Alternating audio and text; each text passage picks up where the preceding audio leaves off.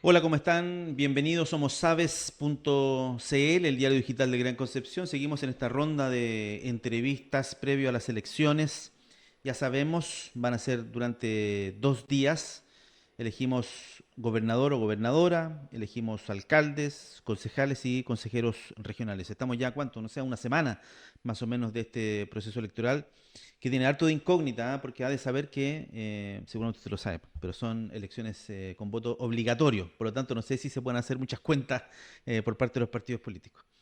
Nos corresponde entrevistar a Fernando Peña. Él es candidato a gobernador de la región del Biobío, representa al Partido Republicano. ¿Cómo está, Fernando? Bienvenido.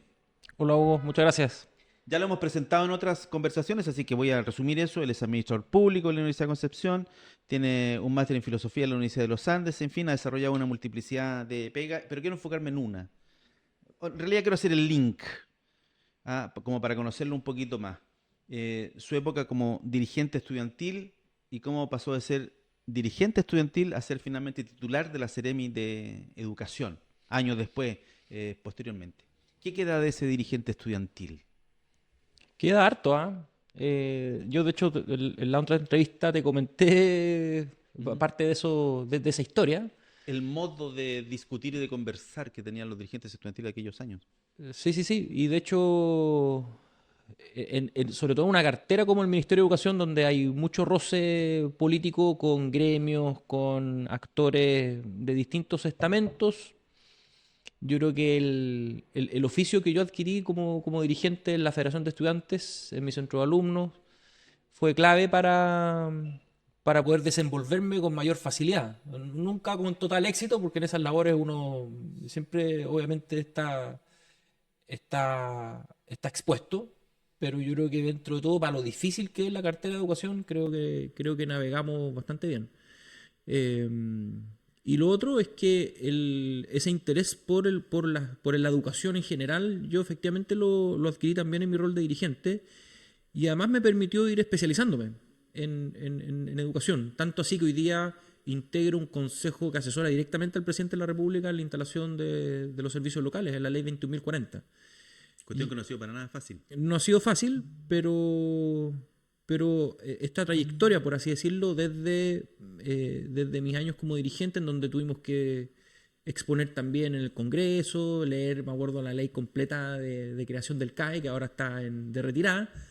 eh, ahí de alguna manera empecé yo a estudiar y empecé a involucrarme en las temáticas de educación y de alguna manera se ha ido transformando esa también en mi área de expertise, ¿Estamos hablando de qué año, perdón? ¿El dirigente estudiantil? desde el 2004 al 2009. Ya, estamos en el 2020 y tanto. ¿Qué tanto ha cambiado la manera de hacer política en Chile? Bueno, harto. De hecho, lo que ocurre en las universidades hoy día es también síntoma y creo yo fue preludio también de lo que ocurrió, de lo que ocurre actualmente en la sociedad.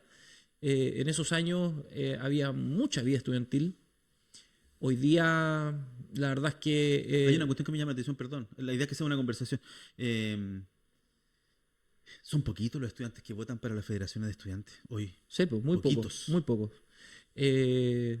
Y si tú te das cuenta, ¿cuál fue la razón de por qué se comenzó a deteriorar de manera tan rápida en la vida estudiantil y por qué muchos alumnos, entre que decidieron no dedicarle tiempo a la dirigencia y por qué fueron muriendo y desapareciendo muchos movimientos dentro de las universidades y por qué eso también afecta en las votaciones?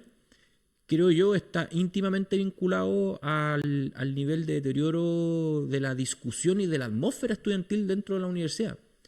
La hostilidad, la violencia, el trato, las agresiones, Desacreditar al otro. el permanentemente ocupar los espacios de discusión para desacreditar. Creo yo que, y esto yo lo he conversado con gente incluso del movimiento gremial que abandonó después esa vocación porque les hacía mal. O sea, para ellos era insoportable el tener que enfrentar este nivel de odiosidad, Virulencia. de virulencia, claro, de odiosidad. ¿Y por qué yo delante te dije preludio? Porque yo creo que eso que empezó a pasar en las universidades del 2011 hacia adelante, de alguna manera anticipó lo que iba a pasar posteriormente en la sociedad. hoy día tú ves que, yo lo percibo en las calles, hay mucha gente que ni siquiera quiere escuchar, ni siquiera quiere saber de los políticos, porque de alguna manera esa ha sido su reacción espontánea, casi instintiva, frente al nivel también de agresividad, de violencia y de enfrentamiento que hay principalmente desde el 2019 hacia adelante. Sí, tengo la sensación que la gente se siente defraudada de los políticos en términos de que no han podido solucionar el estado de situación en el que está Chile hoy, digamos, de permanente deterioro de la de la institucionalidad, a propósito de lo que pasó con este fallo de la Suprema, que habla de que se socava el Estado de Derecho con acciones como la de Ibanco, por ejemplo. Pero bueno, vamos avanzando. Y como Seremi de Educación, ¿cómo fue su paso por esa cartera en particular? Debo señalar de inmediato que está entre medio del tema del estallido social y las dependencias que usted ocupaba en la Seremi de Educación, que están en Cochrane. En San Martín. Sí, en San Martín, perdón. Bueno, llegando a la diagonal. Sí, había una estación de servicio ahí en ese lugar, me acuerdo. Que desapareció. Y que la Seremi también, bueno, tuvo que cambiarse de lugar. Entonces, ¿cómo fue su paso por la Seremi de Educación? Y a ver si enganchamos el tiro con el tema del estallido social. A ver, mi paso por la Seremi para mí fue por lejos la experiencia profesional más satisfactoria y más rica desde lo profesional que he tenido. ¿Incluso metiendo en el balance el estallido? Sí, lo que pasa es que con el paso de los años uno va viendo quizás de manera más generosa la vida y entiende que al final todo lo prepara o uno para quizás para este se va quedando con las cosas buenas. Para este mismo momento que estoy enfrentando ahora quizás. Y nosotros de principio a fin sabíamos perfectamente a lo que nos enfrentamos. Piensa tú que antes del estallido nosotros tuvimos un paro muy prolongado de profesores que empezó en agosto del mismo año. Y por lo tanto nosotros tuvimos detenido el sistema, las clases, el sistema escolar paralizado completamente desde agosto hasta por lo menos marzo del año 2020. Y después en marzo del año 2020, acuérdate que vino la pandemia y por lo tanto sumando y restando nos tocó administrar situaciones bien difíciles, el paro, el estallido y después la pandemia con interrupción de clases por casi 2 años.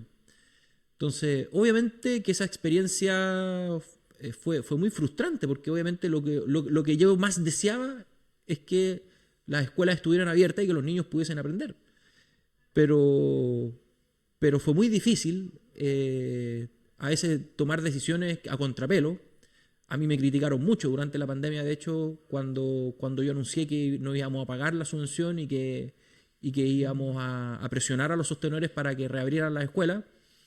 Y mucha gente nos criticó, que cómo éramos tan inconscientes de querer reabrir las aulas y que los niños fueran a clase.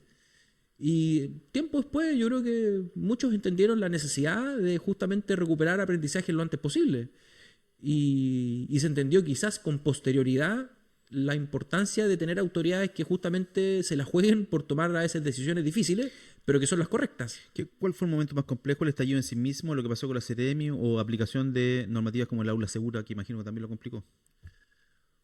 O sea, en lo personal, más que en lo profesional, lo más difícil ciertamente fue el estallido. Piensa tú que nosotros tuvimos 3 ataques al edificio. El último fue el definitivo.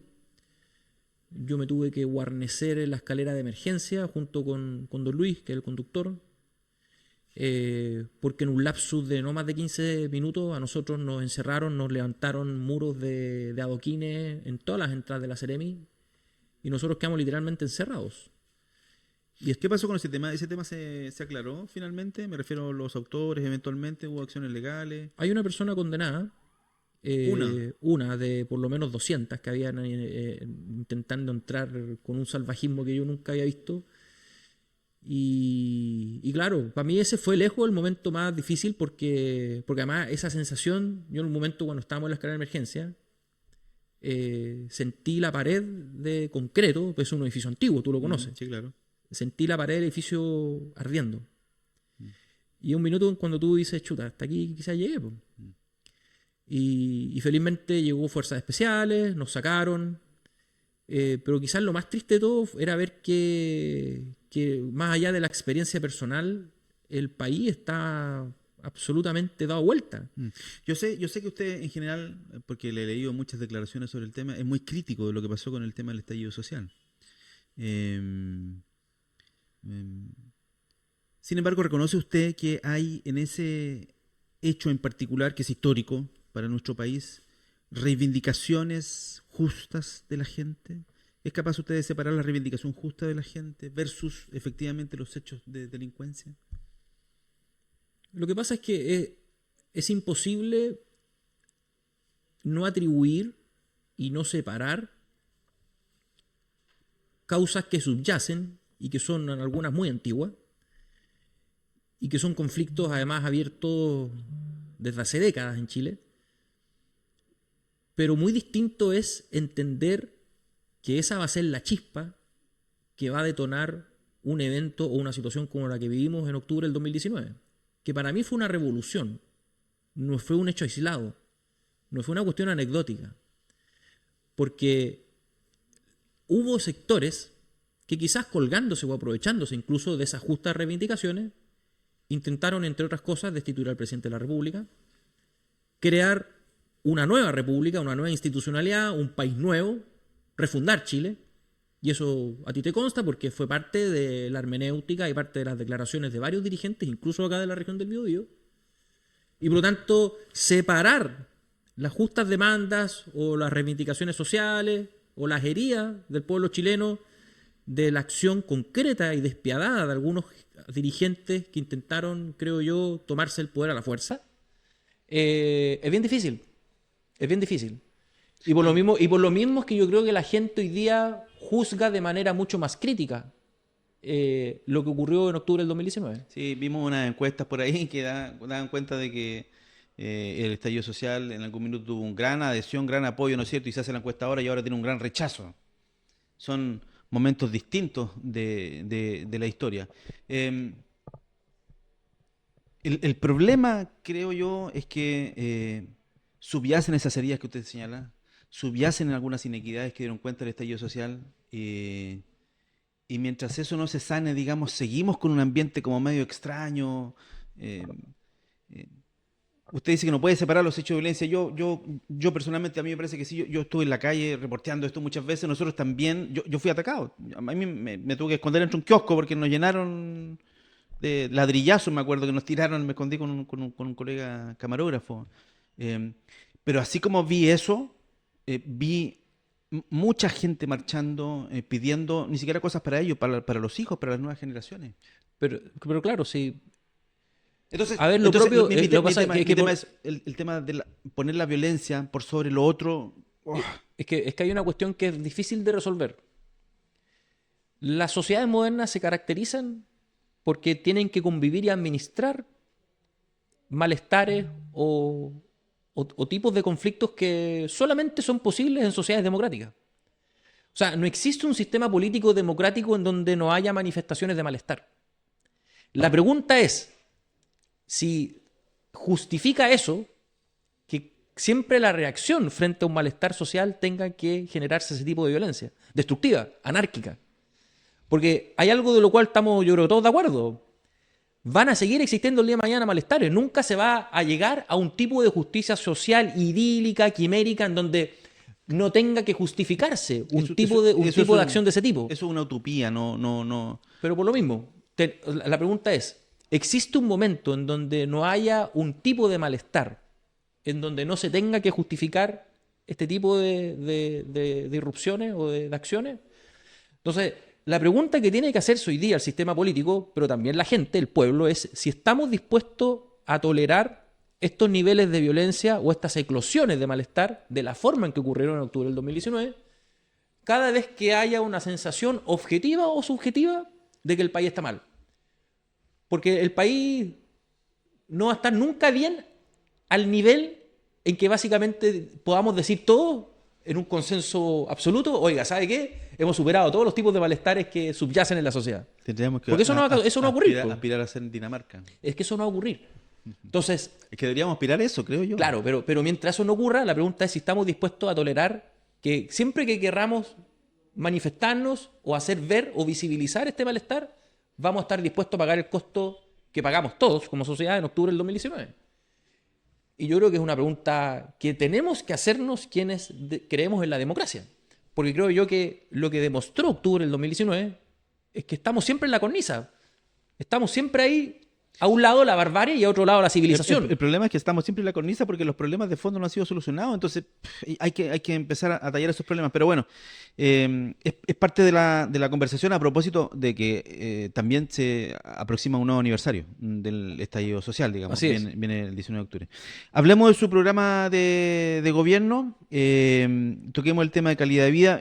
Leí un par de iniciativas de proyectos, en general, harto proyecto relacionado al transporte. La calidad de vida usted la asocia mucho al cómo se mueve la gente en la ciudad, evidentemente, es un problema, ¿no es cierto? Van a cerrar Chacabuco, ojo, va a quedar la escoba en el tránsito a propósito del puente, lo comento. Pero habla de algunas avenidas importantes como Ramón Carrasco, por ejemplo, que es evidentemente un cuello de botella, tiene una curva, y ya no se inunda, parece tanto como antes, algo se solucionó, pero hacer una intervención ahí es mayor, supongo yo. O sea, hay varios puntos de la ciudad que hoy día están con déficits importantes, no solamente en materia de conectividad, también en evacuación de agua lluvia, soterramientos, que también lo planteo en mi programa, y creo que lo conversamos en la otra entrevista, en el diseño del corredor de transporte público de la Ruta 160, de los 6-7 cruces que hay entre el Puente de los Batros y Los Escritores, solamente se plantean 4 soterramientos. Y cuando a la autoridad se le pregunta por qué no incluyó los 7, te dicen, no, es que después el serbio que se haga cargo. No, yo creo que lo plantean, porque se plantea desde el punto de vista de la seguridad de los accidentes de tránsito, no de la congestión vial, porque si lo plantean desde el punto de la congestión vial hay que efectivamente hacer los 7 para allá o más, tal vez. Absolutamente. Pero también se pone sobre la mesa el tema de la seguridad, porque esos cruces como están hoy día Sí, claro. son un peligro inminente. O sea, tarde o temprano va a haber un nuevo accidente como el que hubo este año en marzo, donde murieron, ¿cuántas fueron? No sé si 13 o 17 personas. Brutal. Sí, fueron muchos. Salgamos un poquito de Conce. Usted estaba en Mulchen, en campaña, ¿no es cierto? Sí. También leí algo de Los Ángeles. Habla de la ampliación de la Avenida María Dolores. La Avenida María Dolores en Los Ángeles, yo conozco Los Ángeles.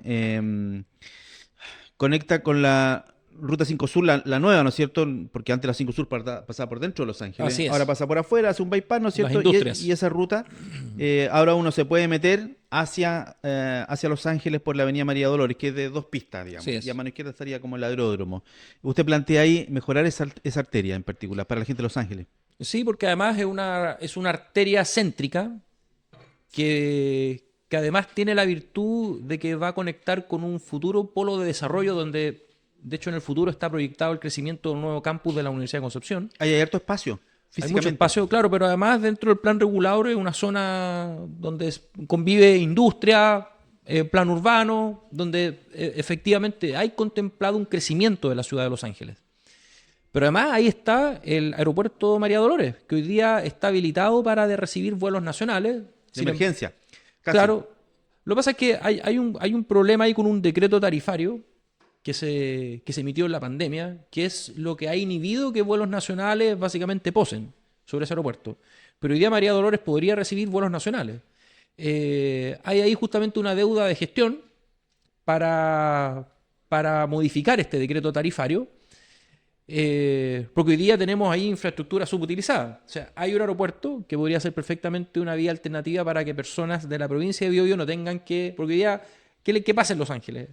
Las personas están en el dilema entre, para ir a Santiago, entre pegarse el pique a Concepción o mejor irse en auto. Y te demoráis 4 horas y media, 5 horas a Santiago. Pero la decisión es difícil porque al final vaya a gastar casi el mismo tiempo viniendo a Concepción, entre el embarque. Entonces, eso ayudaría a descongestionar primero el terminal Carril Sur, pero además sería, creo yo, un hito de descentralización importante para una provincia que es bastante grande y que además puede perfectamente generar tracción desde otras provincias, incluso desde la región de la Araucanía o desde el Maule, como alternativa a Carril Sur. Entonces, yo en mi programa abordo de que dentro del desarrollo de ese polo o de ese eje territorial es importante el terminal, la avenida, conectarla justamente con el aeropuerto. Ampliar las pistas, supongo, porque como de ida claro, y vuelta... También generar un corredor de transporte público y anticipar también las vías conectoras con las obras que están hoy día previstas, y entre ellas el campus nuevo de la Universidad de Concepción, que es un proyecto que yo creo que en el corto plazo se va a comenzar a materializar. Y eso inmediatamente va a traer y va a generar también un desarrollo inmobiliario. Entonces, es un sector de la provincia que hoy día va a generar mayor desarrollo y un crecimiento inminente, y por lo tanto es importante anticiparse para así no lamentar lo que ocurre, por ejemplo, hoy día en San Pedro, que es un sector que creció inorgánicamente durante una década, y las soluciones viales llegaron todas atrasadas y las estamos recién discutiendo.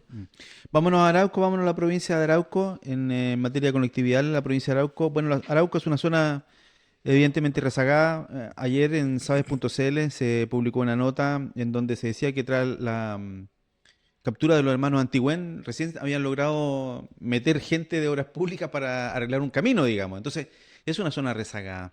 La ruta 160 evidentemente es clave, pero es recién una línea de otra serie de caminos que también tienen que conectar con Lebu, con Cañete, con Contulmo, con Tirúa, con Los Sauces para el otro lado, en fin. Sí, de hecho hay algo bien curioso, ¿ah? Y que muchas personas desconocen. Muchas de las licitaciones que el MOP tiene en la provincia de Arauco, y particularmente en comunas como Tirúa, Cañete, Contulmo, en esas tres principalmente, muchas de estas licitaciones quedan desiertas, incluso ofreciendo el MOP pagar montos muy por sobre el monto de mercado, e incluso muy por sobre el monto que el fisco paga hoy día por obras que valen exactamente lo mismo acá en Concepción.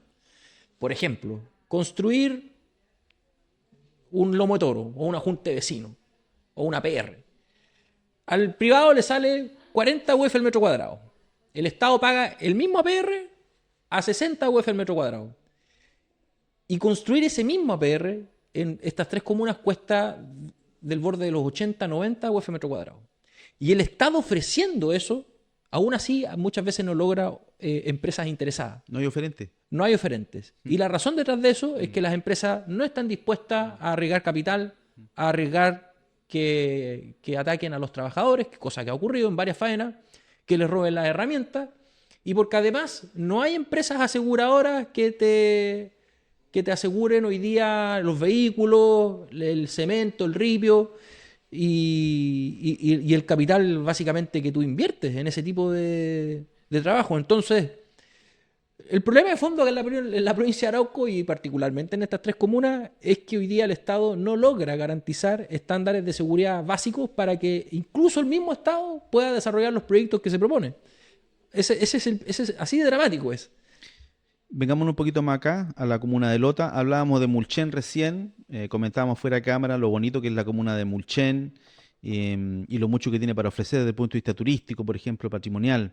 Hablábamos de la estación Lapito, una estación de ferrocarriles hermosísima que yo conocí. Usted no tiene el agrado de conocerlo, pero si escucha hablar de la estación Lapito, le va a encantar la idea. Un poquito más acá está Lota.